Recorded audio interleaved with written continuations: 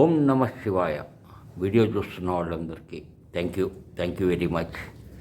So ఈ వారం ఏంటి అని చెప్పనంటే, మనకి జనరల్గా సొసైటీలో లేదు బయట ఇంకో దగ్గర అనేసి మనకి ఏదైతే పనులు ఉంటాయో, సో వాటన్నిటికీ మనతో పాటు కలిసి వచ్చేవాళ్ళు కావచ్చు, లేదు అని చెప్పనంటే కనుక మనకి అవసరం ఉన్నవాళ్ళు కావచ్చు, మన మాట వినేవాళ్ళు కావచ్చు, ఇంకోళ్ళు కావచ్చు అని చెప్పని అనేవి చాలామంది ఉంటారు. చాలా పనులకి అనేది మనము వాళ్ళతోటి మాట్లాడటము, మన అవసరాలు, మన పనులు చేయించుకోవటము, ఇంకోటి అనేసి ఉంటాయి.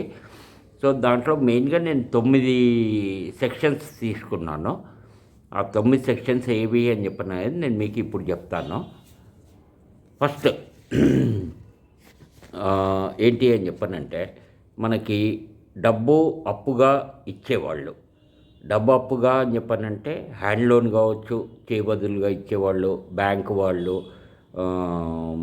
లేదు అని చెప్పనంటే కనుక మనకి బ్యాంకులో ఇవి ఉంటాయి కదా, పర్సనల్ లోను, వెహికల్ లోను, హౌసింగ్ లోను, ఎక్సెట్రా ఎక్సెట్రా అని చెప్పని అనే దాని మీద. సో బ్యాంక్ వాళ్ళు ఏం చెప్పారు అని చెప్పని అనేది ఆ డాక్యుమెంట్లు అవన్నీ కూడా మనం ఇవ్వటం జరుగుతుంది. అట్లాగే మనకు అప్పిచ్చే వాళ్ళు ఎక్కడ సంతకాలు పెట్టమంటే అక్కడ మనం పెడుతూ ఉంటాం, ఎందుకంటే డబ్బు అనేది మనకు అవసరం కాబట్టి అనేసి. రెండు వచ్చేసి బిజినెస్లో షాప్స్, బిజినెస్ వాళ్ళు, ఇంకోళ్ళు అనేసి ఎవరైతే ఉంటారో వాళ్ళందరికీ కస్టమర్స్ ఏమి అడిగారు అని చెప్పనంటే అది ఇవ్వాల్సిందే వాళ్ళు. అట్లాగే ఏంటి అని చెప్పనంటే వాళ్ళు కూడా వస్తువు అమ్మేవాళ్ళు, సేల్స్ కావచ్చు, లేదు సర్వీస్ కావచ్చు. సర్వీసు అని చెప్పనేది electrician, plumber, AC repairer, etcetera etcetera. So ఇవన్నీ ఉంటాయి. సో దానికి అని చెప్పననేసి వాళ్ళు ఏం చెప్పారు అని చెప్పనంటే అది మనం వింటాం, వాళ్ళకి కావాల్సినవి తీసుకొచ్చి ఇస్తాము, ఇది చేస్తాము, అక్కడికి అది అయిపోతుందన్నమాట. మూడోది వచ్చేసి మనకి ఏదన్నా అనుకోని దీని మీద అని చెప్పననేసి ఎక్కడైనా గ్యారంటీ ఇవ్వటానికి, లేదు అంటే షూరిటీ ఇవ్వటానికి, దీనికి అనేసి ఓ మనిషి అవసరం పడ్డాడు అని చెప్పనంటే ఆ మనిషి పెట్టే కండిషన్స్, లేదు ఇంకోటి అనేది అవన్నీ కూడా మనం సరే అని చెప్పని అనేసి అంటాం. ఎందుకంటే మనకు ఉన్నటువంటి ఆ సమస్య నుంచి మనం బయటపడటం కోసము అనేది మనం చేసేటువంటి ఆలోచన కావచ్చు, లేదు ఆ ప్రాబ్లం నుంచి బయటపడటానికి మనం తీసుకునేటువంటి స్టెప్ కావచ్చు. 4, డాక్టర్స్. ఇంట్లో ఎవరికైనా కావచ్చు, ఏదైనా అనారోగ్యం వచ్చింది ఇంకోటి అని చెప్పని అనే దాని మీద మనం డాక్టర్ దగ్గరికి వెళ్ళాము అని చెప్పనంటే ఆ డాక్టరు చెప్పే దాని మీద మనకున్న హెల్త్ ప్రాబ్లం మనం చెప్పామంటే ఆ డాక్టర్ ఇచ్చే మెడిసిన్స్ కావచ్చు, ట్రీట్మెంట్ కావచ్చు, ఎక్సెట్రా ఎక్సెట్రా చాలా ఉంటాయి కదా, ఎక్స్రేలని, లేదు టెస్ట్లని, ఇంకోటని అనేసి. సో అట్లా ఆయన ఏం చెప్పారు అని చెప్పనంటే అవన్నీ కూడా మనం విని అవన్నీ కూడా చేయించుకుంటాం. 4, 5 వచ్చేసి మనకి ఏదన్నా అనుకోని సమస్యలో మనం ఇరుక్కొని డైరెక్ట్గా కావచ్చు, ఇండైరెక్ట్గా కావచ్చు, ఒక పోలీస్ కేసులో ఇరుక్కున్నాము. సో అప్పుడు పోలీస్ వాళ్ళు చెప్పినటువంటి మాట వినాల్సి వస్తుంది. అట్లాగే ఒకవేళ అది పోలీస్ స్టేషన్లో మనకు క్లియర్ కాలేదు, పోలీస్ వాళ్ళకి మనకి సెట్ కాలేదు అని చెప్పననే దాని మీద ఉంది అంటే అది కోర్టుకి వెళ్ళింది అని చెప్పనంటే కోర్టులో లాయర్ చెప్పేటువంటి మాట, లేదు జడ్జిమెంట్ వచ్చినప్పుడు జడ్జి గారు ఇచ్చేటువంటి జడ్జిమెంట్. సో ఇది ఈ రకంగా ఉంటుంది. ఇవి ఒకవైపు. 5వది ఏంటి అంటే మనం ఎక్కడైనా జాబ్ చేస్తున్నాము, అది ప్రైవేట్ చిన్న కంపెనీ కావచ్చు, అంటే చిన్న బట్టల షాప్ కావచ్చు, కిరాణా షాప్ కావచ్చు, లేదు కార్పొరేట్ కంపెనీ కావచ్చు, ఎంఎన్సీ కంపెనీ కావచ్చు, ఎవరైనా కావచ్చు. మన పైన ఉండేటువంటి బాస్, మనకి శాలరీ ఇచ్చేటువంటి యజమాని. చిన్న షాపులో అయితే శాలరీ ఇచ్చేటువంటి ఓనరు, పెద్ద షాపులో పెద్ద కంపెనీసు, పెద్ద ఇవి అని చెప్పని అనేసి తీసుకున్నాము అంటే మేనేజరు, ఆ పైన ఉన్నటువంటి లెవెల్లో ఉన్నటువంటి వాళ్ళు చెప్పిన మాట మనకి ఇష్టం ఉన్నా లేకపోయినా కానీ మనం వింటాం. సో ఇవి 5. 6వది ఏంటి అని చెప్పనంటే హిందువులం కావచ్చు, ముస్లింలం కావచ్చు, లేదు క్రిస్టియన్స్ కావచ్చు. సో వాళ్ళ ఇవి వాళ్ళకు ఉంటాయి కదా. సో నేను హిందువుగా ఏంటి అంటే గుడికి వెళ్ళాము అని చెప్పని అన్నప్పుడు గుళ్ళో పూజారి మన పేరు మీద అర్చన చేయాలన్నా, పూజ చేయాలన్నా, ఇంకోటైనా పెళ్ళికి ముహూర్తాలు పెట్టాలన్నా, జాతకాలు చూడాలన్నా, లేదు అని చెప్పనంటే గనక పెళ్ళి చెయ్యాలి అన్నా, లేదు అని చెప్పనంటే కనుక ఇంట్లో ఉన్నటువంటి మంచి చెడు రెండు, ఒకళ్ళు పుట్టినప్పుడు బారసాల అనేసి చేస్తాం 21 డేస్కి, అట్లాగే ఇంటికి గృహప్రవేశానికి కావాల్సిన ముహూర్తము, లేదు ఇంకోటి అని చెప్పననే దాని మీద, అట్లాగే ఇంట్లో ఎవరన్నా చనిపోయారో అంటే వాళ్ళకి చేయాల్సినటువంటి కర్మకాండకి దానికి అని చెప్పననేసి, దానికి వాళ్ళు చెప్పినట్టుగా అని చెప్పననేది వాళ్ళ పద్ధతిలో చేసుకుంటూ వెళ్తాము. ఇది 6. 7 ఏంటి అని చెప్పనంటే ఆడిటర్స్ దేనికి అంటే ఈవెన్ జాబ్ చేసేవాళ్ళు కావచ్చు, బిజినెస్ చేసేవాళ్ళు కావచ్చు. ఏంటి అని చెప్పనంటే ఐటీ రిటర్న్స్ అని చెప్పననేవి చేస్తూ ఉంటారు. ఐటీ రిటర్న్స్ అంటే జాబ్స్ చేసే వాళ్ళకి సర్వీస్ ట్యాక్స్ అని, ఇన్కమ్ ట్యాక్స్ అని, ఇంకోటని, ఇవన్నీ కూడా అవసరాలు ఉంటాయి కాబట్టి అని చెప్పననేసి ఆ రకంగా వాళ్ళు చెప్పింది అని చెప్పననేసి వింటారు. అట్లాగే బిజినెస్ వాళ్ళు ఉన్నారు, కంపెనీసు, లేదు MNC companies, corporate companies, private limited companies, ఇవన్నీ ఉన్నాయి అంటే వాటికి ఐటీ రిటర్న్ సబ్మిట్ చేసేటప్పుడు ఆడిటర్ గారు ఏం చెప్పారు అని చెప్పనంటే ఈ రకంగా చేయండి, దాన్ని బట్టి ఐటీ రిటర్న్ సబ్మిట్ చేద్దాము అని చెప్పనంటే అకౌంట్స్ ఆ రకంగా తయారు చేసి, కొంతమంది మ్యానిపులేట్ చేసి, కొంతమంది లాస్ ఉన్నా కానీ ప్రాఫిట్లో చూపించి, కొంతమంది ప్రాఫిట్ ఉన్న లాస్లో చూపించి, బ్యాంకు లోన్లు తీసుకొని ఎక్సెట్రా అని చెప్పననే దాని మీద అనేసి ఇవి చేస్తూ ఉంటారు. సో ఇది ఒకటి. ఏది 7 అయిపోయింది. 8 మన దీనికి అనేసి ఏమంటారు,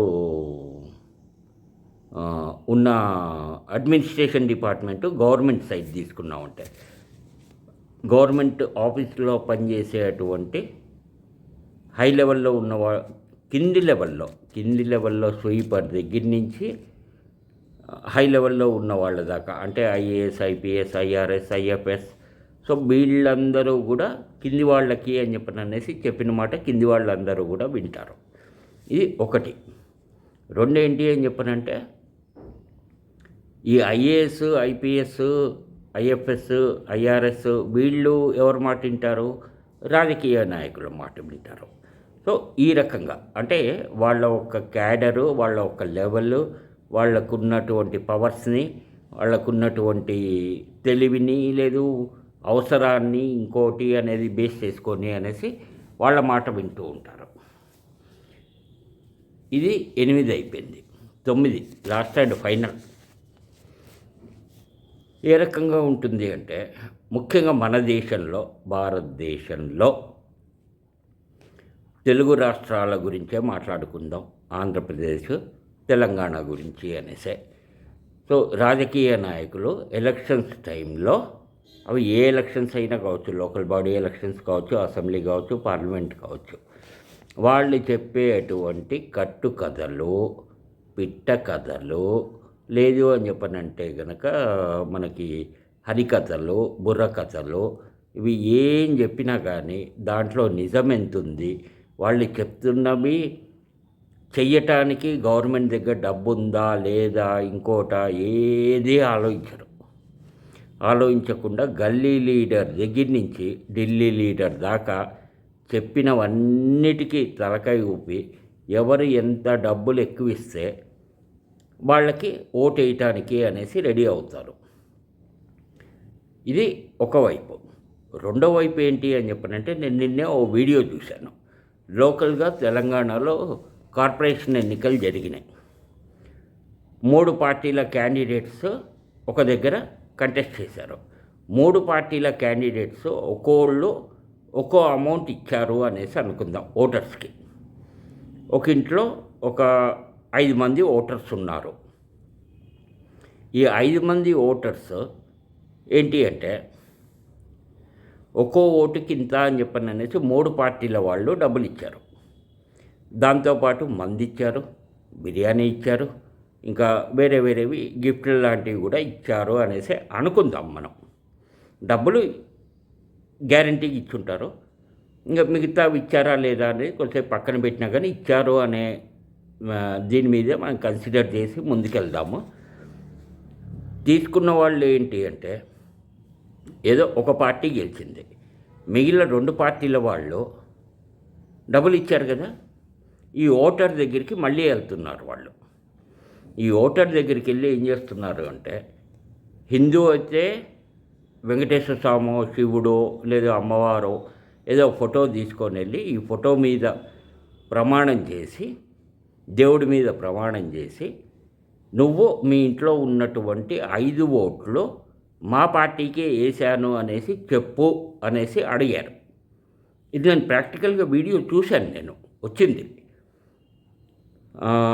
ఆ ఓటర్ ఏమంటాడు అని చెప్పారంటే, మీకే వేసాము, వేయలేదు అనేసి మీరెందుకు అనుకుంటారు, మీరు ఓడిపోయిన దానికి మేమేం బాధ్యులము, ఇంకోటి అంటే నువ్వు మాకే వేసావు కాబట్టి ఒట్టేయటానికి ఏముంది అంటే, ఒట్టేస్తే మా కుటుంబంలో ఉన్న పిల్లలకి పెద్దోళ్ళకి ఏమన్నా అయితే ఇదే ఉంది అంటే, నువ్వు నిజం చెప్తున్నప్పుడు, నువ్వు న్యాయంగా మాకు ఓటేసినప్పుడు అని చెప్పని అనేసి నీకేమవుతుంది, తప్పు చేస్తేనే కదా దేవుడు శిక్షించేది. ఇంకోటి అని చెప్పనంటే, నేను ఒట్టు వెయ్యను, డబ్బులు వెనక్కి ఇయ్యను, ఓటు మటుకు మీకే వేసా అని చెప్పని అనేసి ఓటరు వాళ్ళతోటి ఆపోజిషన్ పార్టీ వాళ్ళతోటి అనేసి ఎవరైతే డబ్బులు ఇచ్చిన వాళ్ళు ఉన్నారో వాళ్ళతోటి ఫైటింగ్ జరుగుతుంది. అక్కడ ఫైటింగ్ జరిగితే ఈ పొలిటికల్ లీడర్లు ఊరుకుంటారా? ఊరుకోరు కదా. సో వాళ్ళు 20 మందిని ఎంబడేసుకొని వచ్చేసి ఆ లోకల్గా ఉన్నటువంటి గల్లీ లీడర్లు ఎవరెవరికి డబ్బులు ఎంతెంత పంచారు, ఎంతెంత ఖర్చు పెట్టారు అనే లెక్క అంతా తీసి దాంట్లో 12,000 దాకా వాళ్ళు ఓడిపోయిన పార్టీ వాళ్ళు ఇచ్చిన డబ్బులు, అవి ఖర్చు పెట్టిన డబ్బులు వాళ్ళకి వేరే వేరే మంది ఇచ్చింది కావచ్చు, మటన్లు, చికెన్లు, బిర్యానీలు ఎక్సెట్రా ఎక్సెట్రా ఇచ్చినవన్నీ కావచ్చు. ఆ 12,000 వెనక్కి అని చెప్పని అనేసి ఈ ఓడిపోయిన క్యాండిడేట్ వెళ్ళి ఆ ఓటర్ ఇంటి దగ్గర గొడవ పడుతుంటాడు. ఓటర్ ఏమో నేను ఇయ్యను అంటాడు. ఓటర్ ఒకటే ఉంటాడు, వీళ్ళు 20 మంది ఉంటారు. 20 మంది ఏం చేస్తారు, ఈ డబ్బులు ఇచ్చిన క్యాండిడేట్ లేదు ఓడిపోయిన క్యాండిడేట్ ఒక పార్టీ తరఫున లేదు 2 పార్టీల తరఫున ఒకళ్ళు ఓ రోజు వస్తారు, వాళ్ళు నెక్స్ట్ డే వస్తారు. ఈ డబ్బులు వెనక్కి ఇయ్యలేదు అని చెప్పని అనేసి ఇంట్లో ఉన్న ఫ్రిడ్జ్, వాషింగ్ మిషన్, చైర్లు ఇంకోటి అనేది పట్టుకొని వెళ్ళిపోయారు. సో ఓటర్ పరిస్థితి ఆ రకంగా తయారవుతుంది, తయారవ్వాలి కూడా. ఎందుకోసమో అని చెప్పనంటే, ఎవరెంత డబ్బులు ఇస్తే అంత నొక్కేసి ఏదో ఒక పార్టీకే నువ్వు వేయగలవు, అంతేగాని అన్ని పార్టీలకి వేయలేవు కదా. లేదు 5-6 ఓట్లు ఉన్నాయి అని చెప్పనంటే 5-6 ఓట్లు ఉన్నాయి అనుకుందాం. 6 ఓట్లలో 3 పార్టీల దగ్గర డబ్బులు తీసుకొని 6 ఓట్లకి ఒక్కో ఓటుకి 2,000 లెక్కలో 12,000 తీసుకొని నువ్వు మటుకు 2 ఓట్లే వేస్తాను, మిగతావి 2 ఓట్లు వేరే పార్టీకి వేస్తాను, మిగతా 2 ఓట్లు వేరే పార్టీకి వేస్తాను అంటే అప్పుడు అది సెట్ కాదు కదా. మిగిలిన 4 ఓట్ల డబ్బులు వెనక్కి ఇవ్వాలి కదా. ఇది లీడర్లు ఆల్రెడీ వాళ్ళు కూడా డబ్బులు ఇచ్చినవి మళ్ళీ వెనక్కి వసూలు చేసుకోవటానికి అనేసి వాళ్ళు కూడా రెడీ అవుతున్నారు. సో కాబట్టి డబ్బులు తీసుకొని ఓటేసేటువంటి ప్రజలు, ఓటర్లు జాగ్రత్తగా ఉండండి, మీరు తన్నులు తింటారు. ఎందుకంటే పొలిటికల్ పార్టీ వాళ్ళు వచ్చారు ఇంటికి 20 మందితోటి అంటే మీరు ఒక్కళ్ళు ఏం చేయలేరు, ఇది ఒకటి గుర్తుపెట్టుకోండి. సో ఇప్పుడు నేను చెప్పినవి ఇంట్లో ఉండేటువంటి ఆడవాళ్ళైనా మగవాళ్ళైనా ఎవరికైనా వర్తిస్తుంది. ఇది కాకుండా ఓన్లీ లేడీస్ ఇంకో 4 మాట ఖచ్చితంగా వింటారు, ఖచ్చితంగా, దాంట్లో డౌటే లేదు. వాళ్ళు ఎవరు అని చెప్పనంటే ఫోటోగ్రాఫర్లు. ఫోటో దిగటానికి వెళ్ళినప్పుడు పెళ్ళిళ్ళల్లో, ఫంక్షన్లలో, ఇంకో దగ్గర ఫోటోషూట్కి, పెళ్ళప్పుడు, ప్రీ వెడ్డింగ్ అని ఇంకోటని ఏవో చేస్తూ ఉంటారు కదా. సో దాని మీద ఫోటోగ్రాఫర్ చెప్పినట్టుగా కై అనకుండా వినేది ఫోటోగ్రాఫర్కి. నెక్స్ట్ వచ్చేసి బ్యూటీ పార్లర్లో వాళ్ళు మేకప్ వేసేవాళ్ళు కావచ్చు, లేదు ఇంకా మిగతావి చాలా ఉంటాయి కదా, అవన్నీ చేసే అంటే బ్యూటీ పార్లర్లో ఉన్న వాళ్ళ మాట వింటారు. లేడీస్కి ముఖ్యంగా చెప్తోంది. 3 టైలర్స్. వాళ్ళకి కావాల్సిన బట్టలు కుట్టేటువంటి టైలర్లు, డ్రెస్సులు లేదు బ్లౌజులు లేదు ఎక్సెట్రా ఎక్సెట్రా ఇంకోటి అనేసి. సో ఇవన్నీ అయినాయి అని చెప్పనంటే 4 వాళ్ళని పొగిడేవాళ్ళు అంటే నువ్వు అందంగా ఉన్నావు, నువ్వు తెలియగలదానివి, నువ్వు బాగా చదువుకున్నావు, నువ్వు మంచి ఉద్యోగం చేస్తున్నావు, బాగా డ్రెస్సులు వేసుకుంటావు, మంచిగా మేకప్ అవుతావు, లేదు ఇంకోటి అని చెప్పననే దాని మీద పొగిడేవాళ్ళు వాళ్ళని. అది ఆఫీస్లో కావచ్చు, ఇంటి పక్క వాళ్ళు కావచ్చు, ఇంటి ఎదురుకుండా వాళ్ళు కావచ్చు, లేదు బయట ఫ్రెండ్స్ కావచ్చు, చుట్టాలు కావచ్చు, ఇంకోళ్ళు కావచ్చు. సో ఈ లేడీస్కి ఈ 4 క్వాలిటీస్ అడిషనల్గా ఉంటాయన్నమాట. మిగిలిన చెప్పిన ఫస్ట్ 9 అవి అందరికీ వర్తిస్తాయి, మీకైనా నాకైనా ఎవరికైనా. కానీ ఇవి కాకుండా ఇంకా చాలామందివి చాలా సందర్భాల్లో మనం మాట వినాల్సి వస్తుంది. ముఖ్యంగా ఇదంతా తిరిగి వచ్చి డబ్బు దగ్గరే ఆగుతుంది. సో కాబట్టి డబ్బు విషయంలో కేర్ఫుల్గా ఉండండి, జాగ్రత్తగా ఉండండి. ఓకే. ఓం నమో వెంకటేశాయ. మంచి వాళ్ళందరూ బాగుండాలి, మంచి వాళ్ళే బాగుండాలి. Thank you.